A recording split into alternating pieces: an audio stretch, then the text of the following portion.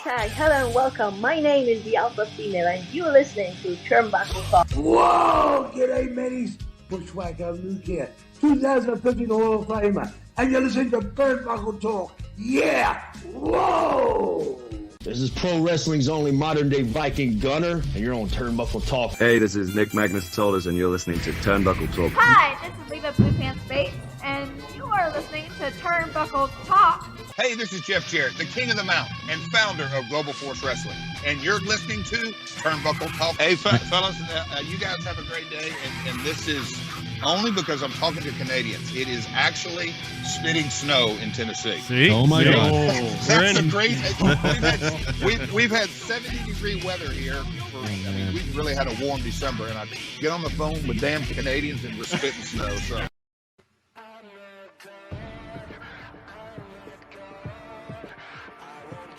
My name is Carl Carafel, and welcome to the longest-running weekly episodic program here on Love Wrestling. Welcome to Turnbuckle Talk. I am definitely excited for this show today because we have got a lot of things to cover on this episode. First and foremost, thank you so much to everybody that is tuning in live to this program over on twitch.tv/lovewrestlingca, and to all of you that are watching this on repeat on Turnbuckle Studios, and to you that are listening to this in podcast format on whatever podcatcher you choose. I thank you. We've already got things starting off hot here. Ed coming in. It's Carl's Turnbuckle Talk. Yes, it is.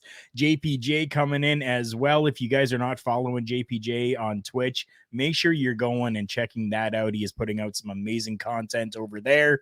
And then Corporate Joe showing his face coming in here as well. Thank you so much to each and every one of you. This episode has, like I said, a lot to cover.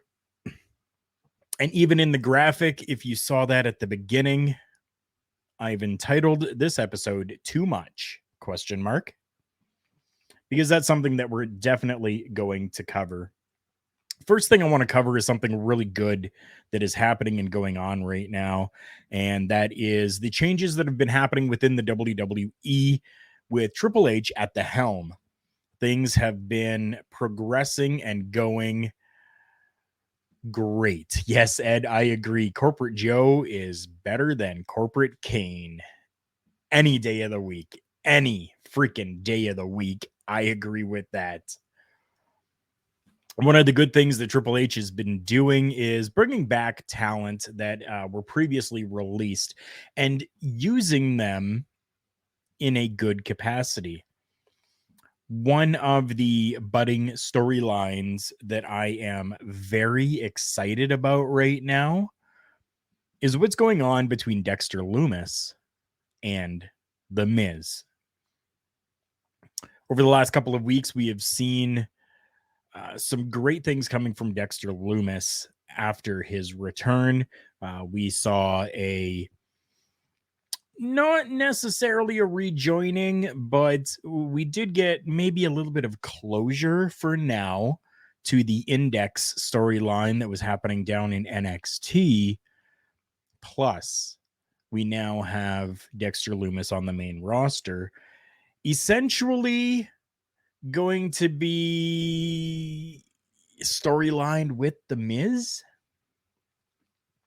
Yes, that is actually happening. And I'm loving the way that they are going about this right now. Joe, yeah, I got to put this out there. This weekend, our good friend Vinny is going to be having a match against Carlito. That's correct. Carlito Caribbean Cool this weekend. That is going to be absolutely killer. And I am so happy for Vinny. We have got Diego as well, is going to be in competition for Canadian Wrestling's Elite. We are seeing a new star breaking in as well. Sergeant Commando is going to be taking on Danny Duggan as well. It's going to be a very, very, very hot weekend when it comes to professional wrestling. And what's hot right now is a couple of storylines. Joe, I'll mention this one here right now. Yes, as well. The heat that's happening right now between Riddle and Rollins feels organic. Yeah, it sure as hell does. What they did last night on WWE Raw was off the chain right now. The emotion that you saw coming from that, from the video package that was done that was 100% not PG, to even the two of them having a brawl on the outside of the arena in the parking lot. This is building to be something special. Special. And I think that it's because of the mind of Triple H and the direction that he is looking at taking the company. Even this one here, Dexter Lumis and The Miz. Dexter Lumis and The Miz. And even for this one, Joe, too. Joe saying that no way Vince would have gone with that. You're right, 100%. And even this storyline that's happening here, I don't know that Vince really would have maybe gone this way, but I'm loving how Dexter Lumis is kind of just in the shadows. So we see backstage vignettes. The Miz is walking down the backstage area, and there's a security guard that's standing there. And lo and behold, who is it? Oh, it's Dexter Lumis. Or so we thought. We were made to believe that it was, as the camera pans over towards the Miz. Miz turns around, and it's somebody different standing there. These psychological mind games that are being shown on the television programming right now are absolutely blowing my mind, and I am loving it, especially this one here right now. We do see the Miz afterwards getting into his brand new Jeep Wagoneer. Gorgeous vehicle that one is. And who is in the very back of that Wagoneer? As the vehicle is pulling away, a light illuminates a face in the very back of the Jeep. And there's Dexter Lumis as the Miz drives away.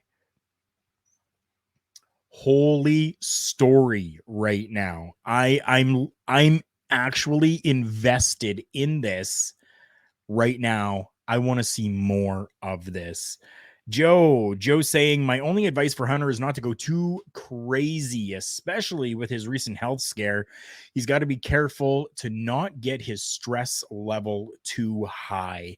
And I think Paul is conscious of that. And I think that he's really, I think that there are people that are working with Triple H or Paul Levesque, that are helping him kind of keep those things in check, per se. I don't think that he's really taking the load on entirely himself, but he's making it seem as though he is, kind of like Vince did as well, right? Like, we know that Vince had his stooges, quote unquote. I think Triple H maybe has that as well. So it's just that everything's coming as Triple H, but other people are kind of there helping as well. So Triple H is kind of delegating things to people as well. Ed, you were so right on this too. Don't forget about Dexter Lumis showing up and saying hi to his wife on NXT before he was arrested last week. That's right.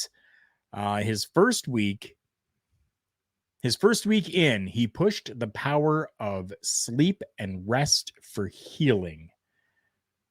Yeah, very good way to put that.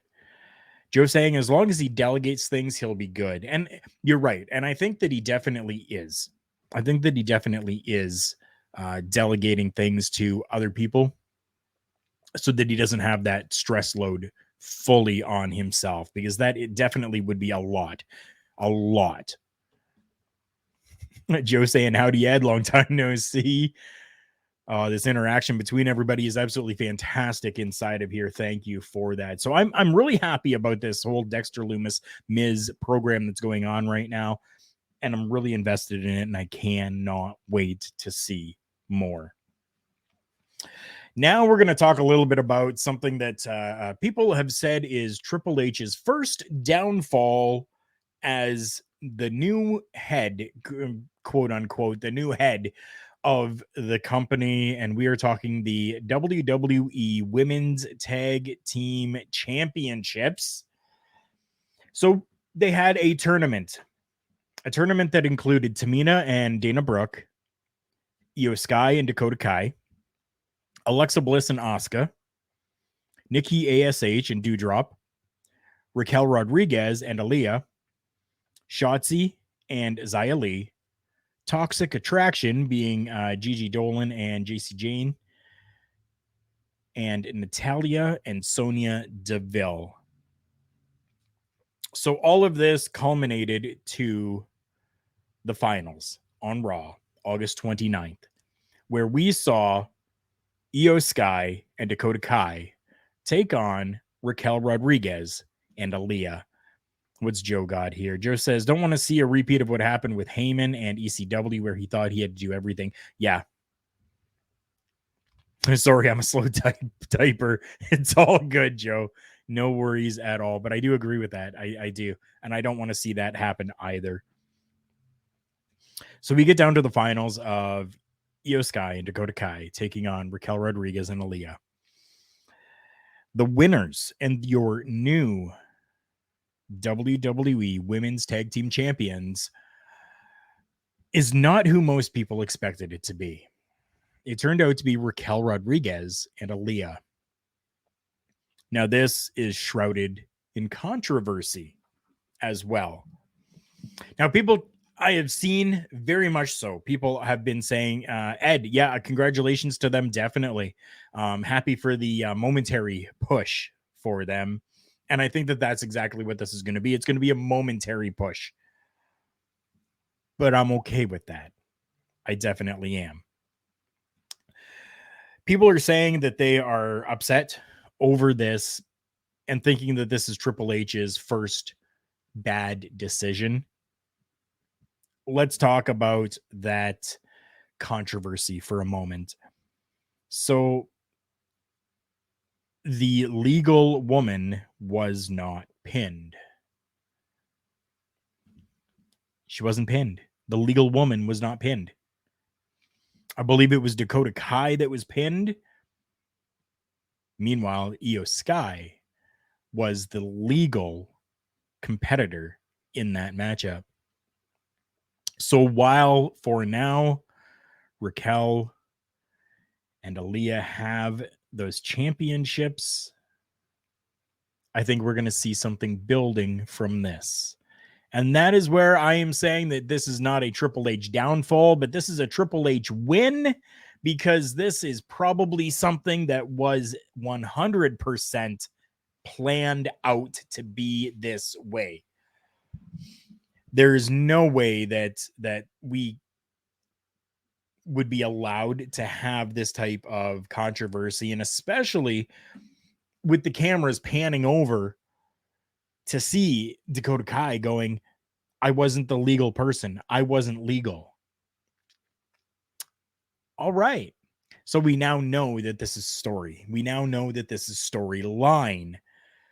And I'm okay with this, because this is making people talk about the WWE Women's Tag Team Championships that have not been around for a little bit of time, and putting a little bit of spotlight on them, and putting more spotlight on the women's division, which is something that people bitch and complain about all the time, that there is not enough focus on the women.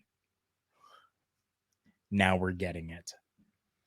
And I think that that is absolutely fantastic. Congratulations to them for their win right now. Now, this begs the question, are they going to be just placeholders? As we all know, Triple H has been bringing back many stars that were there before.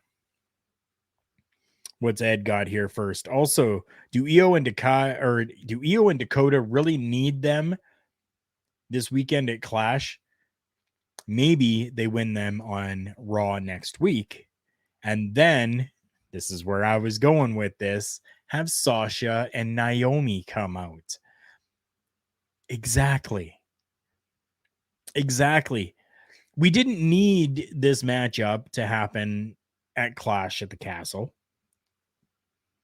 And we didn't get that. And we still don't need that to happen either. It doesn't have to happen. None of this needs to happen at Clash. Keep this for your television audience, because your television audience is the one that has seen this entire tournament, and they are the ones that are invested in this now. Now, we do know that Triple H has been bringing people back, and I'm sure that there has been talks with Naomi and Sasha Banks as well. Kudos to the security that ripped away a sign on Monday Night Raw. I'm not going to get into too much detail about it, but it was very derogatory towards Sasha Banks. Kudos to them for getting rid of that sign. Yes. Joe says, love the Owen shirt, dude. Make sure to check out Carl's most recent unboxing over on Turnbuckle Studios. Insert shameless plug from Joe. Yeah, definitely go and check out Turnbuckle Studios, where you can see Carl Carafell unboxes, where I unboxed the latest pro wrestling crate. And yes, this shirt actually came in the latest crate, and I'm in love with this shirt. It is absolutely fantastic. So we know that Triple H is in talks with them. He has to be. And I'm sure that something's going to work out for them to be able to both come back as the tag team to win these tag team championships once again.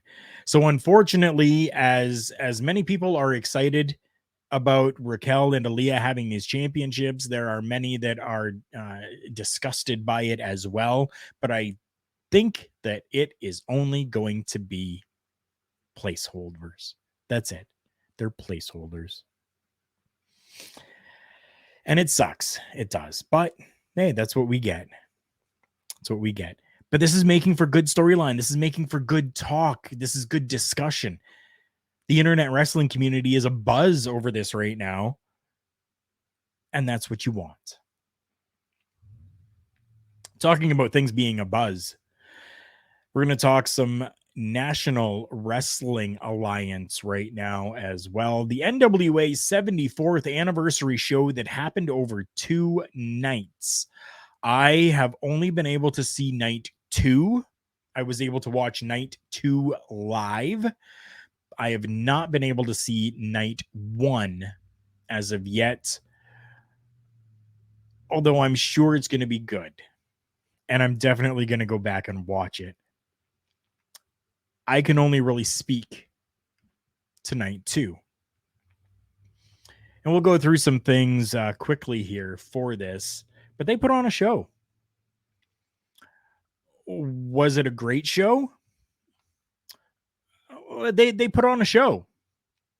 Yeah. Yeah, they put on a show. Joe says, I think our boy Matt Taven had a match here, or had a match there tonight. Yes. Matt Taven was there. Trying to look through it. I believe that it was on night 1 that Matt Taven was working. I'll just run through night 1. So the Country Gentlemen defeated Gold Rush. Rhett Titus defeated VSK. Rodney Mack defeated DePope. Caprice Coleman and Gustavo Aguilar defeated Colby Carino and Wrecking Ball. EC3 defeated Mims.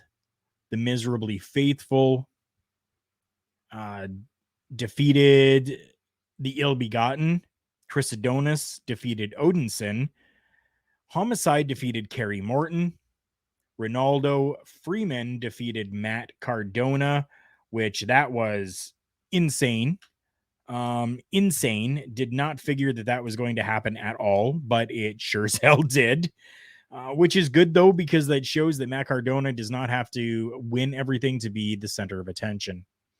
Max the Impaler defeated Natalie Markova. Actually defeated a bunch. There was a women's the Burke Invitational Gauntlet for a championship matchup. Scion defeated Jax Dane. Bully Ray defeated Mike Knox. La Rebellion defeated Hawks Airy. And Camille defeated Taya Valkyrie. Ed saying, yeah, follow the trend. Love me some Taven. Yes, and Joe has actually met him twice. Yes. So I have not, but Joe, I take his word for it, where he says that he was a really cool dude. Night 2, we had Doug Williams defeating Rhett Titus. No, sorry, that one ended in a time limit draw. Yes, time limit draw. Great matchup. Angelina Love. Oh, my heart. Yes, Angelina Love defeated Taryn Terrell. Kerry Morton defeated Gustavo Aguilar. Natalie Markova defeated Missakate, Maddie, Kylan King, Genocide, and Taya Valkyrie. Now, this was called the Queen Bee matchup. So essentially what happened is the first stage of this was a 6-women tag team match, which had Markova, Missakate, and Maddie taking on Kylan King, Genocide, and Taya Valkyrie. After the first team won, it then became a 3-way elimination matchup where Missakate eliminated and won. Sorry, Natalie Markova won. Missakate eliminated Maddie, and then Natalie Markova eliminated Missakate. Yes. Interesting. It was interesting. Joe saying that Matt Taven's run as ROH champ was extremely underrated. Ed agreeing with that as well. And Joe saying, I mean, winning a world title at MSG is what almost every wrestler dreams of, right? Yeah, you're right. Yeah, it definitely is, was a dream of mine as well. Colby Carino defeated Caprice Coleman in a 2 out of 3 falls matchup. The Fixers won a tag team battle royal for the vacant NWA United States Tag Team Championships. Magic Jake Dumas defeated Mercurio.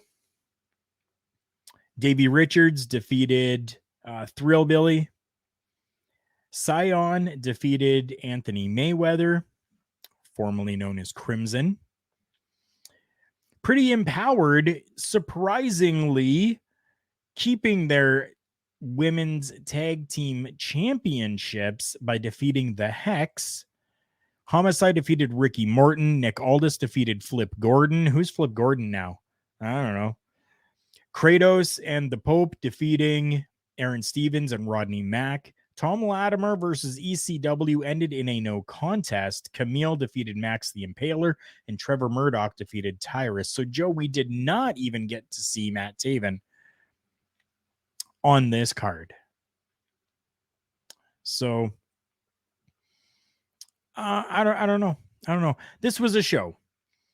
It was a good show. It wasn't the greatest show that they've done, but it was a very good show.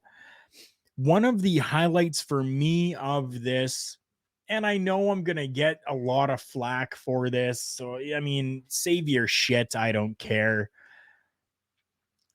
The Tom Latimer EC3 match that ended in a no contest. Only thing more entertaining than a Taven match is watching Carl try to pronounce Spanish names. It's very true. Very true. I can barely pronounce English names. So those Spanish names, they're a little bit different. So during this matchup with Tom Latimer and EC3, we saw some faces show up. And the reason why this ended in a no contest is because 3 people wearing control, I'm not going to use the words that these people have used. 3 competitors, they used the word goons. Screw them. 3 people wearing Control Your Narrative shirts ran in to attack Latimer. Ed, no. Carl Reeves results for CMLL and AAA. No, I could not do it. Control Your Narrative makes an appearance. Leo Fox, Stacey Alexander, and Kurt Gannon did some stomping to Tom Latimer.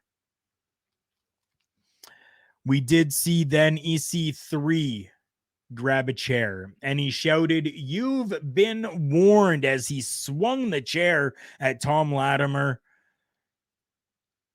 and stops just short. He then opened up the chair, sat down, and then just whispered, I don't know, sweet nothings. I don't know what it was, but he whispered something to Tom Latimer before they just left. Okay. So this is really cool. I'm very interested to see this, and I am okay with this story being told so far with EC3 and Tom Latimer. Now the big question is, do we think that this was a good way to incorporate Control Your Narrative publicly into maybe a larger audience with the NWA? This was, yeah, you're right, Ed. This was something very interesting. No Braun or Austin Aries, which is interesting. Yeah. Yeah, I think that's because Braun has been in talks with another company at this point. And I don't know. We will definitely have to see what happens there. Joe, am I the only one who doesn't care if Strowman comes back to the WWE? Probably, LOL. At this point, I don't care if he does or doesn't either. He did good things there. He definitely did. But he seems to be having a lot more fun doing what he's doing now. So if he does not come back, I'm okay with that. I'm okay with that because he is enjoying what he is doing. That is what matters to me. Yes, that is what matters to me. Yeah, at least he's not as douchey as Austin Aries is. Yeah, I agree with that too. We have hit the half-hour mark here on this program, and as per usual, we are going to take a little bit of time to just talk about some of our sponsors as I put this graphic up on the screen. First, though, I want to give a huge shout out to some amazing people over at the In the Hot Seat podcast. I've been following them on Twitter for a while, as they have me, and there's been some amazing interactions between all of us. And I am very pleased with what they're doing and the stuff that's going on over there. So here it is, a shout out to In the Hot Seat podcast from Carl Carafel. We are now going to take a few moments and hear from some of our sponsors. Support for Turnbuckle Talk, as heard on Love Wrestling, is brought to you by Manscaped. Who is the best in men's below-the-waist grooming champions of the world? Manscaped. Manscaped offers precision-engineered tools for your family jewels. Manscaped just launched their 4th generation trimmer, the Lawnmower 4.0. You heard that right, the 4.0. Join over 4 million men worldwide who trust Manscaped with this exclusive offer for you. 20% off and free worldwide shipping with the code LOVEWRESTLING at manscaped.com. Promotional consideration paid for by the following. Wrestling, a love and a passion we all share. I've started a wrestling brand, the wrestling brand. A brand founded on the aspects of wrestling. 2 entities working together to create a product that connect emotionally for people everywhere. Collar and Elbow is the brand. Passion and love for wrestling is the drive. I am Al Snow, and this is Collar and Elbow, the wrestling brand.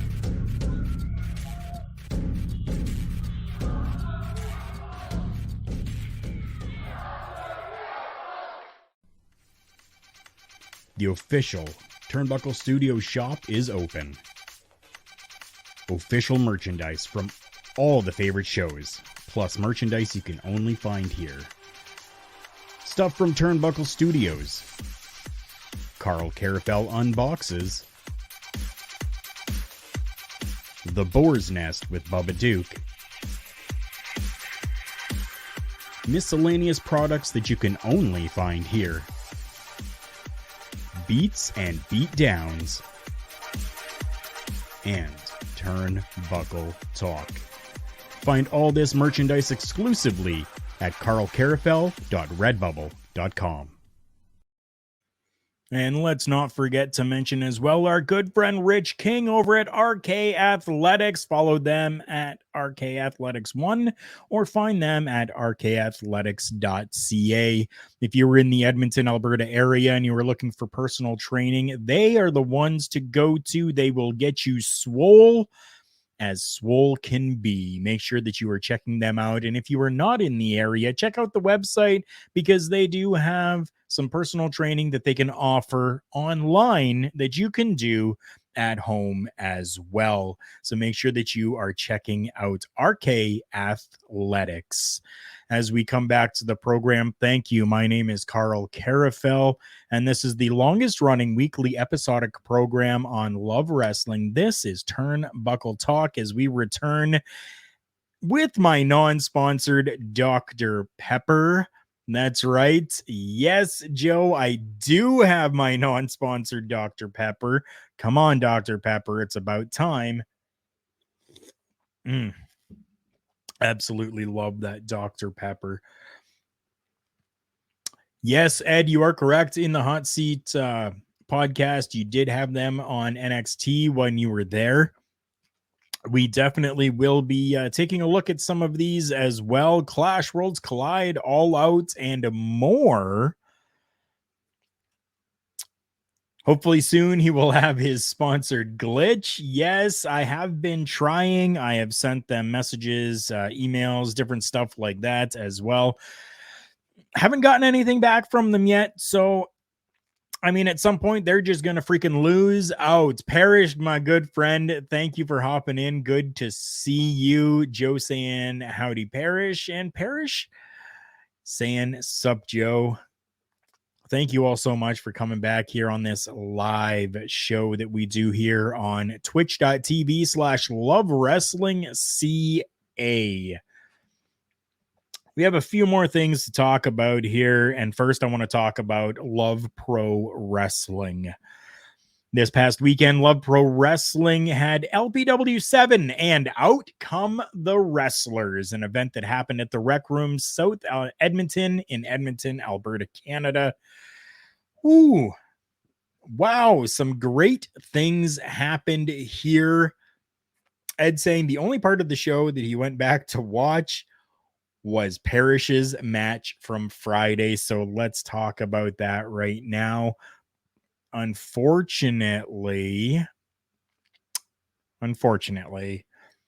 Parrish did get defeated by Bobby Sharp, but this does not mean that Parrish is down and out, because as we all know, he is a tough ass cookie and he's just going to make a comeback. He always does. Joe, this was absolutely fantastic as well. Parrish showing some love and giving that little shout out to our good friend Astrid during his entrance. That was absolutely fantastic. I loved seeing that. That was amazing. We had Zoe Sager on this show as well. Zoe Sager defeating a Gigi Ray. That's right. A returning Gigi Ray. The Voros twins, who I believe we have not seen since the first show, came back and defeated Mars the Specialist and Mojibari. Adam Ryder defeated Michael Allen, Richard Clark in a matchup that I was saying was going to be not necessarily match of the night, but the match that people needed to make sure they watched, because I'm sure a ton of people were going to be sleeping on that match, and it delivered. Let's go and check that out. Very soon, all of this will be available, whether it is on Twitch or YouTube. So make sure that you're following those channels for Love Wrestling so that you can enjoy this as well. The Clandestine Society miraculously defeated State of Emergency. State of Emergency came in hot and heavy into the promotion at the last show at LPW 6, Welcome to Paradise, claiming that they were just going to run and take over, as they have with every company that they have gone to before. We did see the Clandestine Society, Michael Richard Blaze and Stephen Crow, defeating State of Emergency to show the dominance that the mainstays of LPW actually have. We talked about Bobby Sharp and Chris Parrish. Again, don't count him out. Do not count him out. We had a fatal four-way match, which I'm very surprised that Son of Irish did not come up in the winner's circle in this one here. We had Son of Irish taking on Travis Williams, taking on Sean Moore, taking on Jack Pride, and we had Jack Pride defeating the other three competitors in that fatal four-way. We had the Rads, Larry Woods and Rich King, defeating Bharat Gurani and Reed Matthews. Great matchup as well. You are not going to be disappointed. Then we had the LPW Challenge title on the line as Taryn from Accounting took on Veda Scott. Spoiler alert, we have a title change. That's right. Taryn from accounting has now been defeated. Her undefeated streak as the challenge champion has come to an end, but not at the hands of Veda Scott, as she defeated Veda Scott and then went into another matchup against Mitch Clark, who defeated Taryn from accounting. An absolute amazing show, as Love Wrestling has been putting out in Love Pro Wrestling, I should say, has been putting out in the past. This is the 7th event, and it just keeps growing and growing and gaining more and more attention. Fantastic. Good show, and I'm happy that they're going to continue on. We are definitely going to see LPW 8 happening. Make sure that you're following the socials like this here, the Facebook page, facebook.com/lovewrestlingca, where you can get information about Love Pro Wrestling 8. And if you want some exclusive content and some early access to content as well, make sure that you are following Love Pro Wrestling's Patreon. That's correct. Love Pro Wrestling does have a Patreon site. The easiest way for you to find all the socials for Love Wrestling, go to lovewrestling.ca. And up at the top, there are clickable links where you can find all of the socials, including the Patreon. So go and sign up on the Patreon to get exclusive access before everyone else. The PWI 500 is a ranking that has been around almost for as long as I can remember. PWI 500 ranks the top 500 talents. Now it's talents. It used to be the top 500 male superstars. PWI does have a female top 150, and those should be coming out very soon. I just want to touch briefly on the PWI 500 and ask all of you to leave your comments and let me know who you think is going to be at the top of that list this year. In past years, we have seen the names of Kenny Omega, John Moxley.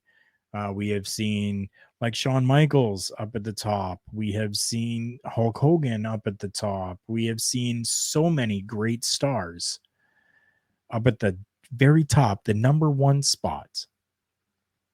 Who's it going to be this year? In your books, who is the number one for the PWI 500? It'll be interesting to see, because then we can go back and take a look at this episode again and see all the comments that have been left with who you think it is and see if you were right. That would be pretty cool. We are coming up to the final segment here on this broadcast today.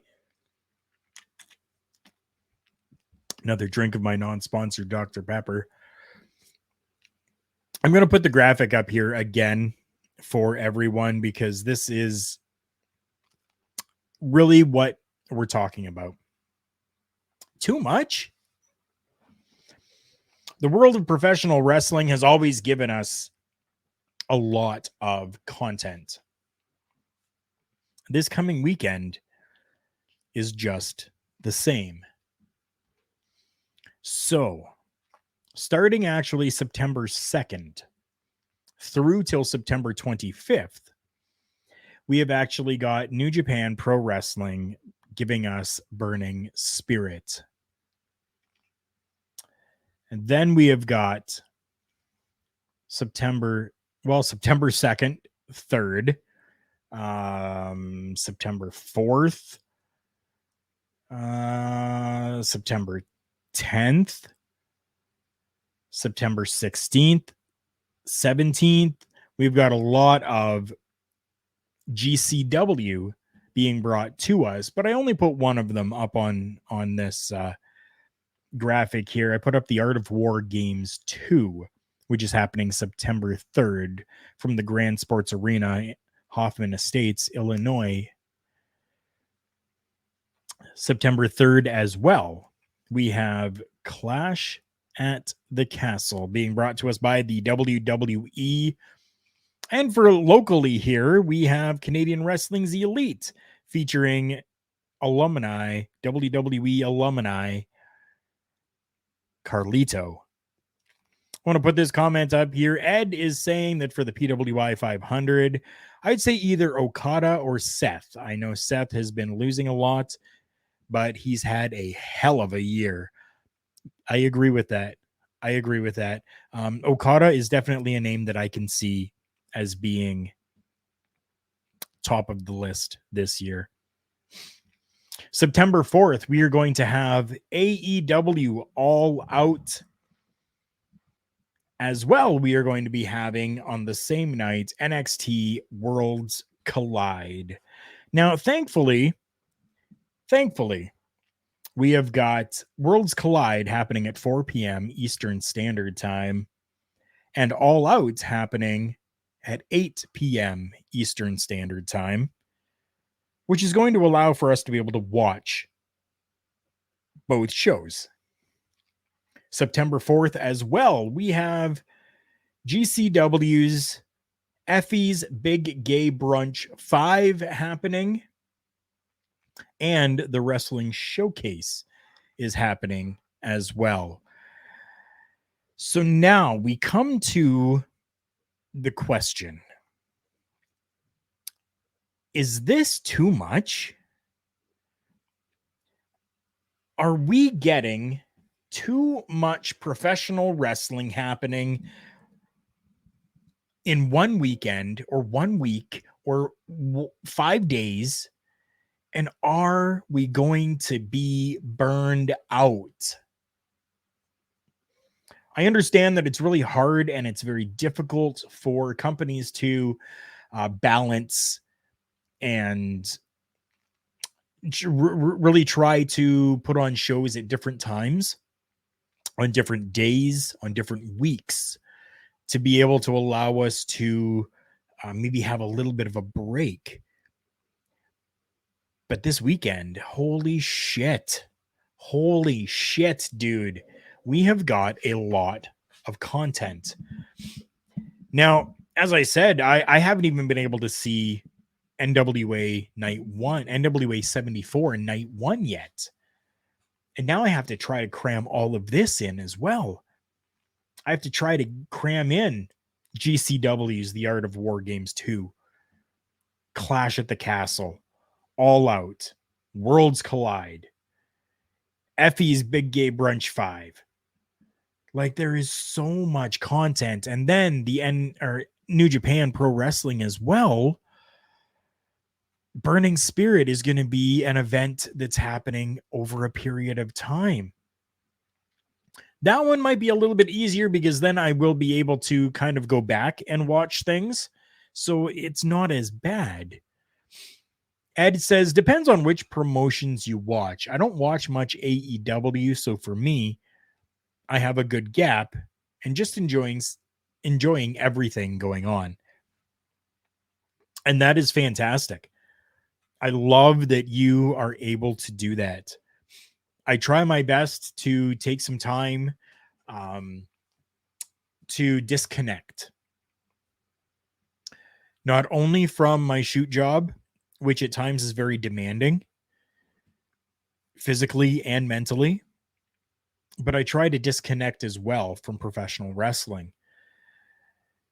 But it's really hard when you've got all these companies putting out content and putting out their product, because that is what I do. I talk about this stuff. I talk about the content. I talk about the shows. I talk about the companies.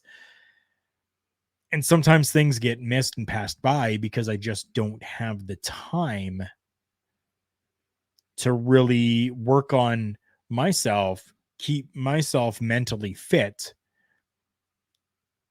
and still be able to be immersed in the product. So, Ed, I'm very happy that you were able to have that gap and that break and not be able to do so. I try my best to do so. And I know for a lot of other people as well, they try to do the same thing. They try to watch all the programming, but they also try to disconnect themselves from it. Yeah. Ed says Carl needs a time turner. Yeah, I definitely do. Oh my goodness. Just with everything that goes on in life, right? Like I have to work. I have to work a shoot job. This stuff here isn't paying me. So I have to work a shoot job to cover my bills, to pay the rent, to buy food, to pay for the internet. Sometimes it gets very difficult trying to just balance everything. And then you get a weekend like this that makes it that much harder.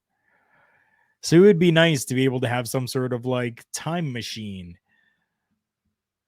or a time tuner. Yes. Yeah, like that makes perfect sense. Just something that I would be able to stop time or be able to turn time or be able to tune it. Just let me tune time a little bit to work in my favor. With that being said, this is going to be a fantastic weekend of professional wrestling. You should definitely check out whatever you prefer to watch, whether that's the WWE, NXT, GCW, AEW, whatever it is, New Japan even. Check it out. Because we are definitely going to be covering some of it. I don't know exactly what yet, but I know that we will definitely be covering some of it. I'm excited because there is so much professional wrestling that is happening in the world right now, and it is just a very good thing all around. All of these different companies putting out content and putting out shows really just builds a competition per se.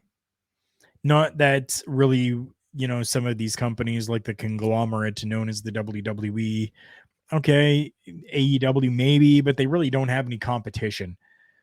They stand alone. They definitely do.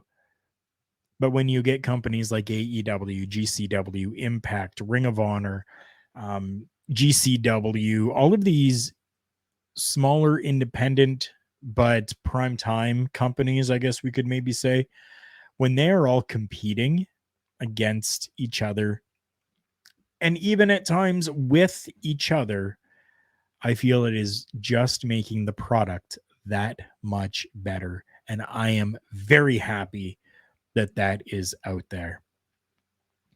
That's it for me today on this broadcast of Turnbuckle Talk. Again, thank you so much to everybody for tuning in. Make sure that you're following me on the socials. I am at K Carafel on the Twitter machine as well. You can find the show at TB Talk Pod on Facebook, Instagram, and Twitter. Ed, I will definitely have a great week. This has definitely been another great show, and I thank you for shouting that out. We've got contact with each other. I'm sure we'll definitely be talking. Check out TB Talk Pod on Facebook, Instagram, and Twitter. That's where the show socials are. And who knows where else you may find me. Keep an eye out. That's all I got to say for now. Keep an eye out for things that may be happening and coming down the pipe. Remember, everyone, the world's a scary place. Take care of each other.